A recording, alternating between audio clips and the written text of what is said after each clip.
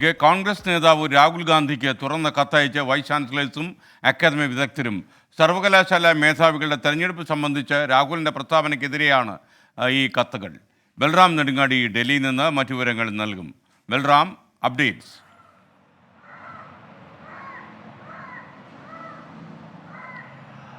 SKN കഴിഞ്ഞ ദിവസം രാഹുൽ ഗാന്ധി തെരഞ്ഞെടുപ്പ് പ്രചാരണത്തിനിടെ നടത്തിയ പ്രസംഗത്തിനിടെ തന്നെ രാജ്യത്തെ വിദ്യാഭ്യാസ സ്ഥാപനങ്ങളിലെ ഉന്നത വിദ്യാഭ്യാസ സ്ഥാപനങ്ങളിലെ നിയമനം സംബന്ധിച്ച് അദ്ദേഹം ഒരു ആരോപണം ഉന്നയിച്ചിരുന്നു.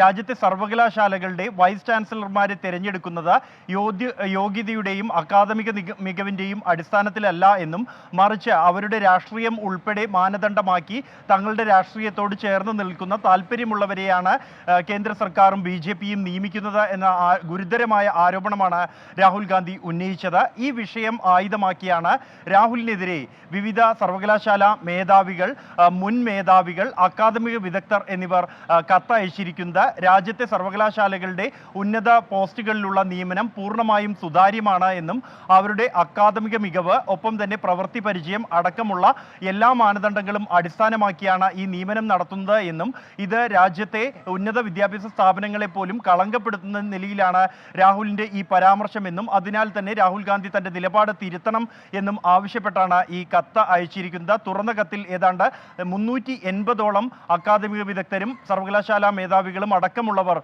ഒപ്പുവെച്ചിട്ടുണ്ട്. രാഹുൽ ഗാന്ധിക്കെതിരെ നിയമപരമായി നീങ്ങാനുള്ള കാര്യങ്ങളടക്കം ആലോചിക്കുന്നതായാണ് ഇവർ വ്യക്തമാക്കുന്നത്. SKN. Okay, thank you Balram Nedungadi.